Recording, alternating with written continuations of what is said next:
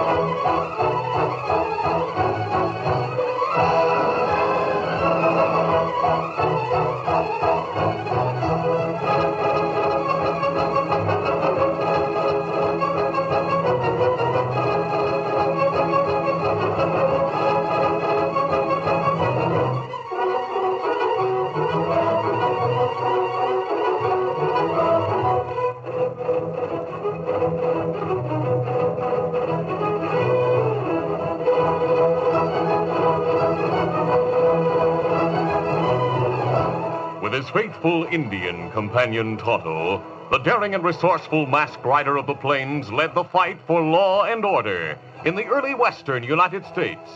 Nowhere in the pages of history can one find a greater champion of justice. Return with us now to those thrilling days of yesteryear. From out of the past come the thundering hoofbeats of the great horse Silver. The Lone Ranger rides again. Come on, Silver. Let's go, big fella. Hi-yo, Silver! Hi!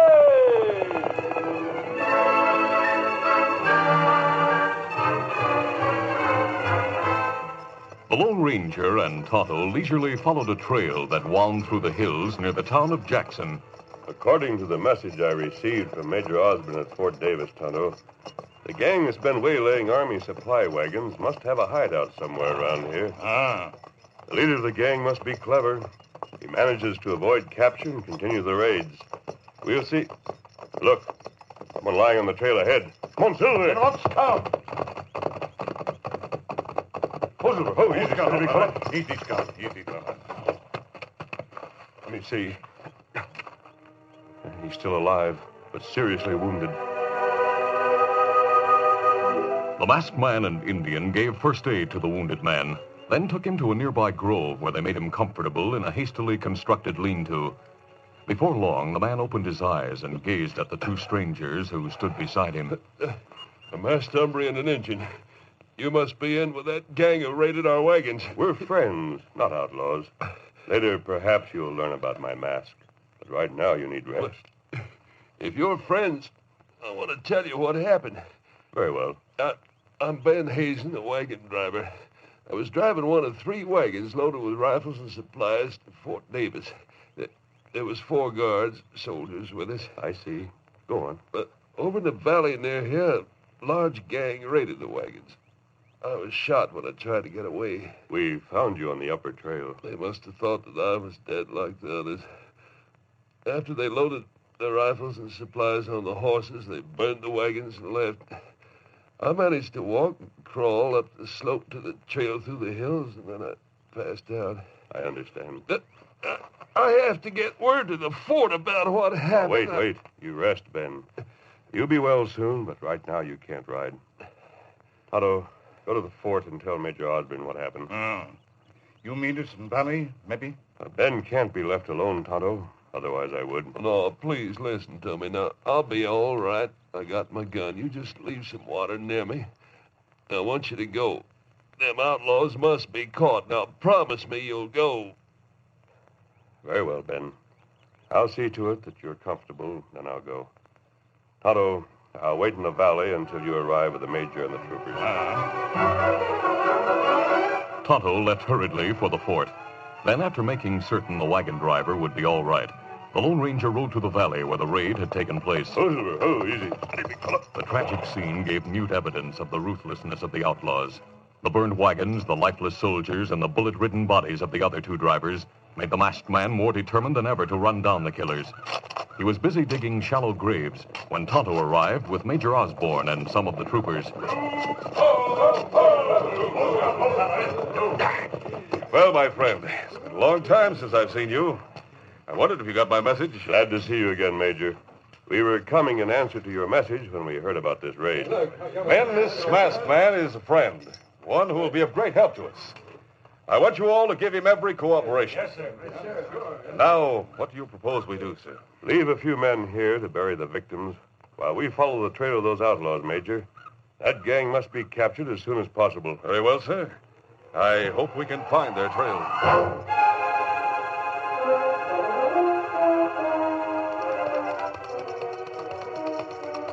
With the Lone Ranger and Tonto leading the way, the troopers followed the tracks of the outlaws along a trail that led to a river. When they reached the river's edge, the group stopped. Here's where we lost the trail the last time. Did you cross and examine the opposite shore? Yes. Their tracks went into the river here, but didn't show on the trail where it leaves the water. We searched the opposite side without success. I see. We'll cross now. If they've covered their trail and we don't find the tracks over there, we'll split forces and search both riverbanks in each direction. Very well. I hope we're more successful this time. All right, men. Get back. Come on, Silver. Come, Scout. Come, fella.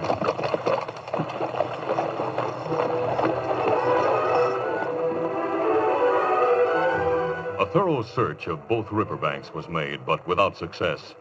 Dusk was falling, and the major decided to return to the fort with his men until morning. After they rode away, the Lone Ranger spoke to Tonto. Tonto, we'll go to camp and see how the wounded man is getting along. Then, when the moon rises, we'll come back here and continue the search. Meantime, we need a few supplies. You ride from the camp into town and get them. All right, let's go. Come on, Silver. And off, Scout.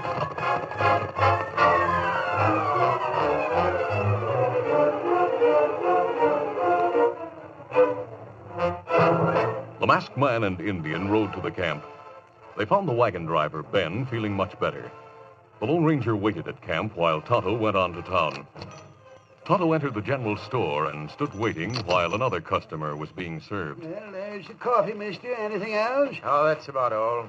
Got a buckboard outside? No. How you going to tote all this stuff then? Got enough here for a dozen people, I'd say. What difference does it make to you as long as I pay cash for it? Oh, none at all. Didn't intend to rile you. Just curious, that's all. You being a stranger, I thought you might be working for one of the ranches nearby. Well, I don't. Then stop asking questions and figure out how much that comes to. I got it all figured out, mister. $25.30. Good. Yeah. There's your money. Thank you. Hey, Injun. How about helping me get these supplies out to my pack horse? Me help. Good. Here. See? Yeah. We can handle it in one trip between the twos. Come on.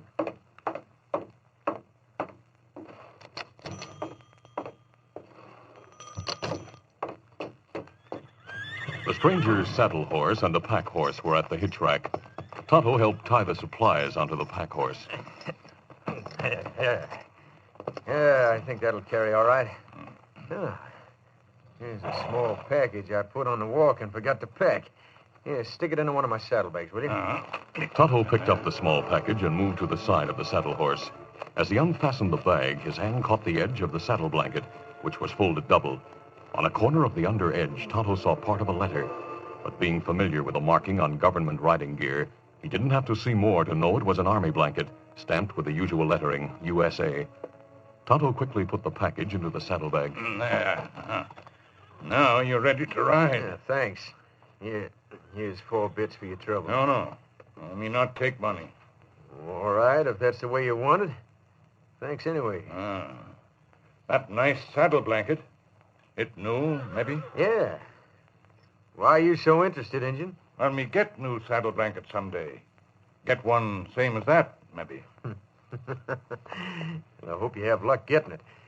Yeah, see you again sometime. So long. Adios. Easy, boy. Hey, come on, get up there. Come on. Get up. Tonto waited a moment until the man had ridden a short distance. Then he mounted his paint horse Scout. Easy, Scout. Easy, fella. Long association with the Lone Ranger had taught Tonto to be very observing. He had noted the stranger's evasive attitude when the storekeeper asked questions about the large amount of supplies. And then, when he had noticed the new Army saddle blanket, his suspicions were aroused.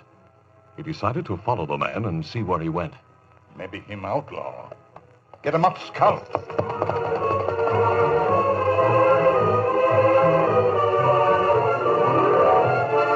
The stranger rode into the foothills, and Tonto followed a short distance behind him. The moon came up and spread its bright light over the landscape as Tonto cautiously moved along the trail. The stranger with the pack horse went around a bend after passing some large boulders.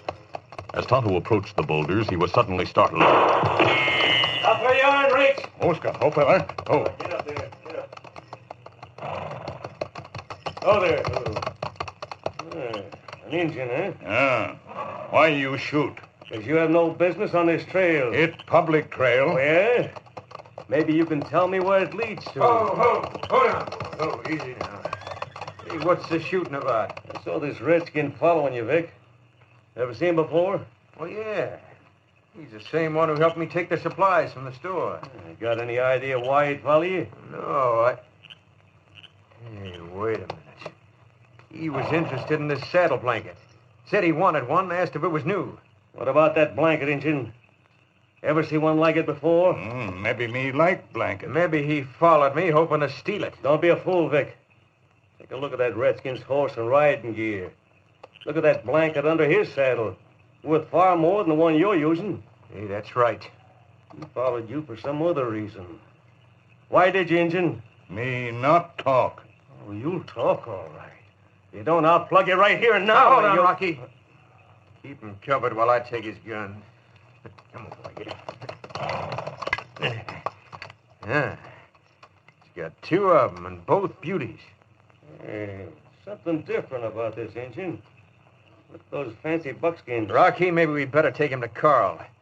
If anyone can get the redskin to talk, Carl Pender can. Yeah. Go on, Injun. Get him up. Come on, boy. Get him. Get him. Get him.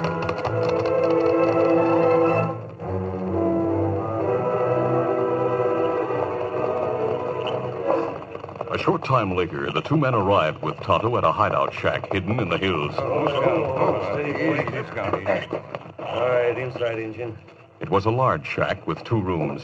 When they entered, the outlaw leader, Carl Pender, was playing cards with a few of the men. Vic! Rocky! What is this? Who's that Indian? I don't know.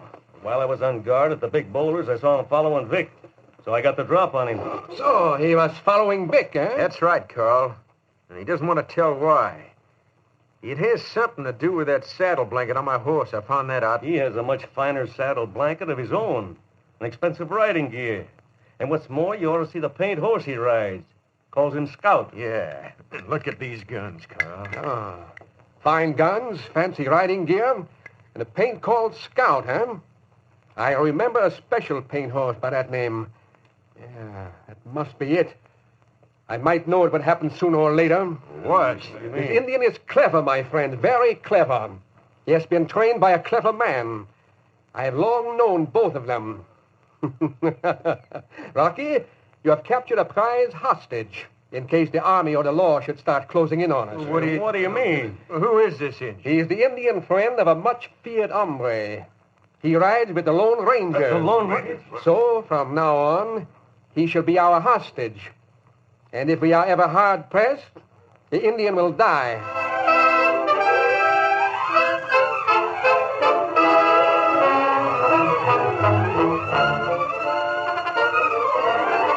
The curtain falls on the first act of our Lone Ranger adventure. Before the next exciting scenes, please permit us to pause for just a few moments.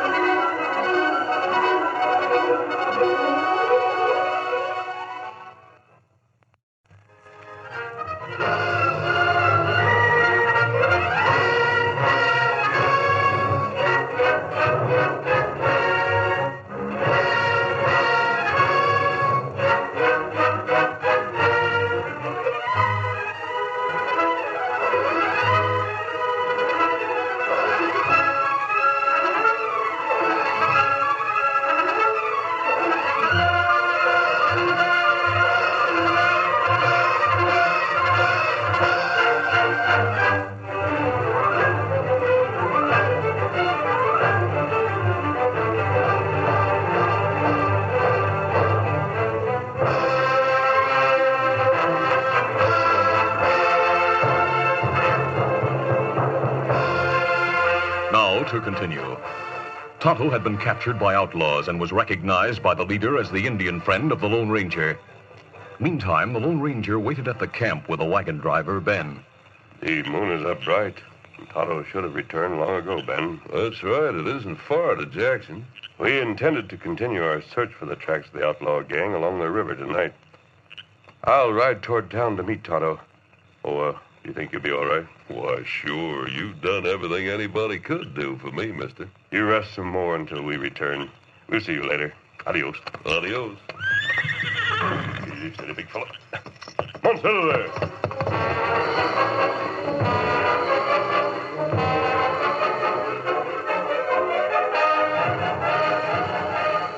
The masked man rode to the edge of town without meeting Tonto. He stopped in a grove and, removing his mask, disguised his face so that he might go to the store and make inquiries. Finally satisfied with the result, he mounted Silver and rode into town, where he stopped in front of the store. Oh, Silver. Oh, easy. Steady now. Good evening, mister. Something for you? I'm looking for a friend of mine who is to come here for supplies. An Indian. Several Indians have been in here today. My friend came here about dusk. He wore buckskins. He's tall, well-built. Oh, that too, and I remember him because he was different from the usual run. Then he did come here? Yep. But the strange thing is, he didn't buy anything. Didn't buy anything? Nope. There was a stranger in here. Tough-looking sorta. Mighty mean-tempered. Well? Bought a lot of supplies, enough for a dozen men. Got riled when I asked him how he was going to tote his bundles. He got the engine to help carry him out to his pack horse. Go on. Well, sir, I watched from the window, being sort of curious about the stranger. Well, after the engine helped tie on the stuff, the stranger rode away. The engine stood watching till he was almost out of sight.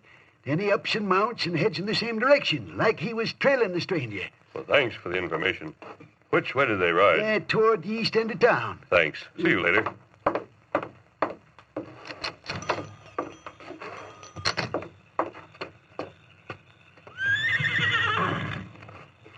The Lone Ranger stood a moment in thought. Then he mounted. Easy, steady, big fella. Come on, Silver. He rode eastward through town, hoping to find Tonto's tracks at the edge of Jackson. But he soon discovered that any tracks left by the Indian had been covered by others. Oh, Silver, oh. The Lone Ranger realized the uselessness of trying to find Scout's hoof marks on the various well-used trails branching out from the edge of the town. Then, thinking that Tonto might return to the camp, he put on his mask and rode hurriedly in that direction. Come on, Silver.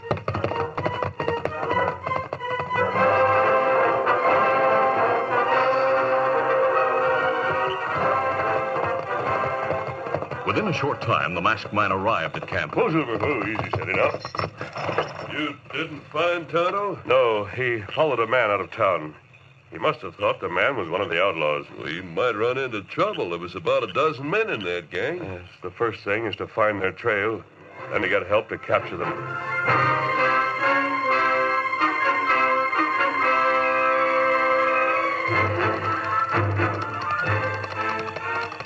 Once more, the Lone Ranger rode to the place where the trail forded the river. Oh, Silver, oh.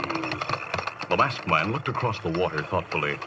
Earlier, when he and Tonto were with the Major and his men, it had been evident that the tracks they had followed to this point had not come out on the other side. We must have missed something when we searched before. But what? Well, I'll try again. Come, Silver, come boy.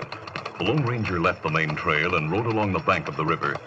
The troopers had searched that bank before, and he could see the marks they had left. He was about to turn back as he approached a heavy growth of brush lining the banks.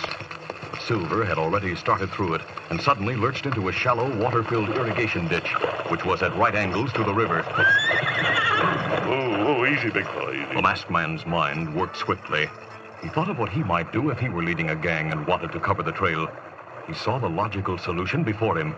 They could have ridden along in the river, turned into the shallow irrigation ditch, and continued in the water to a cross trail. Then they doubled back. Yes, it must be it.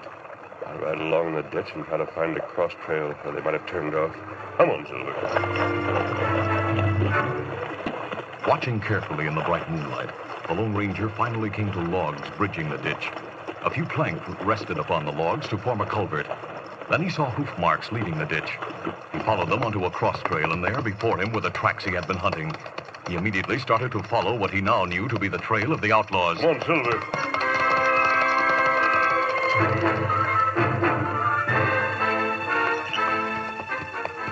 Sometime later, from a low ridge, the masked man saw the shack. The branch trail had brought him to the rear of the hideout, and he could see the shadowy outlines of horses tethered among the trees behind the shack. The Lone Ranger dismounted. Easy, steady now. And went forward cautiously on foot. Then he saw what he was looking for, Tonto's paint horse Scout, securely tied with the other horses. The masked man realized it would be impossible to cope with so many.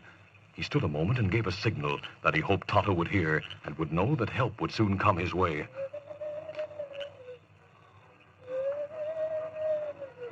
Then the Lone Ranger turned and hurriedly went back to his horse. Easy, steady, big fella. Come on, Silver. In the shack, Tonto had heard the signal and understood. In the front room of the hideout, Carl Pender had also heard the owl hoot. He put down the pack of cards he had been aimlessly handling and listened intently. Did you hear that, boys? Hear what? I didn't hear anything. That's the hoot of an owl. If it is an owl, You just said it was. What else could it be? a signal. A signal? That's right. Yeah, but if anybody was out there, the guard at the boulders would have seen him. Someone may have found the other trail to the hideout. The Lone Ranger's a very clever man. Holy mackerel. You think he might be outside? Possible. Rouse the rest of the men. Tell them to be alert for trouble. All right. Oh, wow, everybody. Horses, orders. Be ready for trouble. Oh, come on. What's up, boys? We'll make sure there's going to be trouble. I have my reason. The front trail is guarded. One of you go guard the horses. Another go guard the back trail. Right. For the rest of the night, we'll have our guns ready. Meantime, the Lone Ranger had set out for the fort, which was about a 3-hour ride. He told the major of the hideout. Later, he rode along with the major and the troopers. My friend, do you suggest any plan of attack? We'll sneak up on the guards and silence them. Then we'll leave the horses a reasonable distance from the hideout and move forward on foot. Well, that should do it. But your Indian friend, they may kill him when they realize what is happening. Tonto is my particular problem, Major. I hope to reach him before that can happen. Well, I sincerely hope you do. But for your cleverness, we wouldn't have found those outlaws. Thanks, but my main interest is getting Tonto from them. After we dismount, give me 10 minutes start before you and your men move toward the shack. I'll try to get inside to Tonto. Well, if both of you were inside when we raid the place... It's a large 2-room shack built of sturdy logs, Major. If Tonto is held in one of the rooms and I reach him, we'll be able to help from the inside. Don't worry about us. Move in and fight them to a finish. Come on, Silver.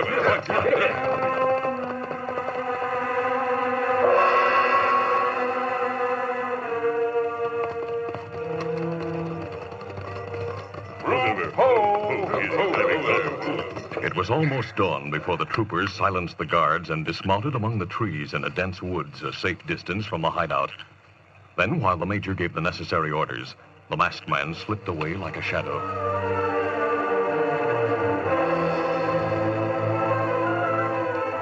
At the hideout, Carl and his men still were alert for trouble. Hey, Carl, if anything was going to happen, it would have happened long ago. It's been hours since you heard that owl hoot.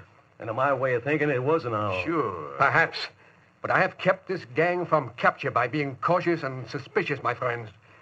And let me warn you, they have not had the Lone Ranger after us before. Don't forget that Injun tied up in the other room, Carl. I'm not forgetting him. If anything happens, he will be the first to die.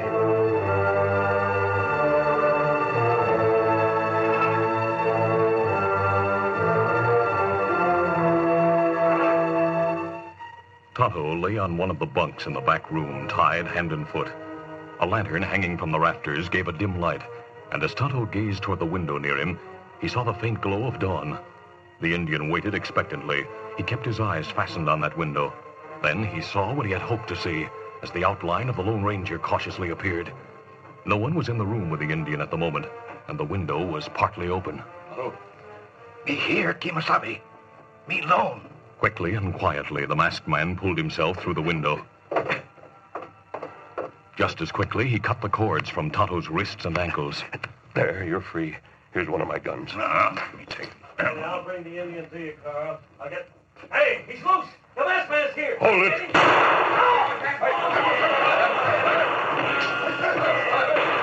The outlaws had started toward the back room at Rocky's cry, but it was then the troopers moved in. The shack was completely surrounded. The Lone Ranger and Tonto prevented anyone from coming into the back room and demoralized the outlaws' defense by their blazing guns. Finally, it was over. The outlaws were subdued and disarmed.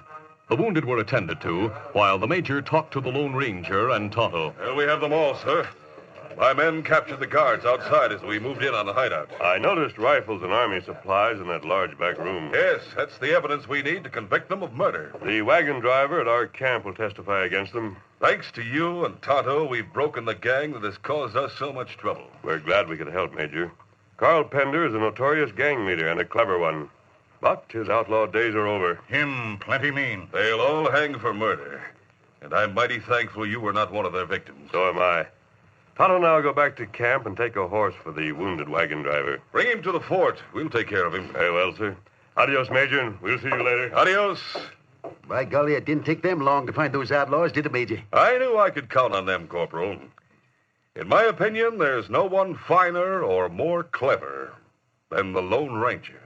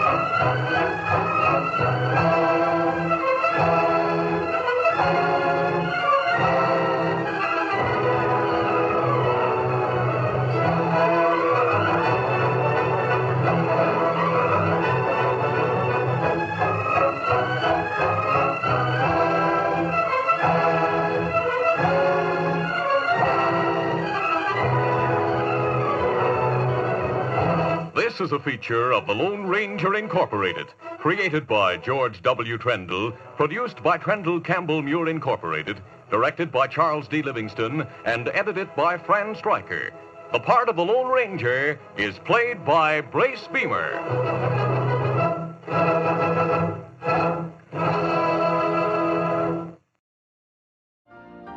You've been listening to the OTR Gold Network. Find more classic radio at otrgold.com.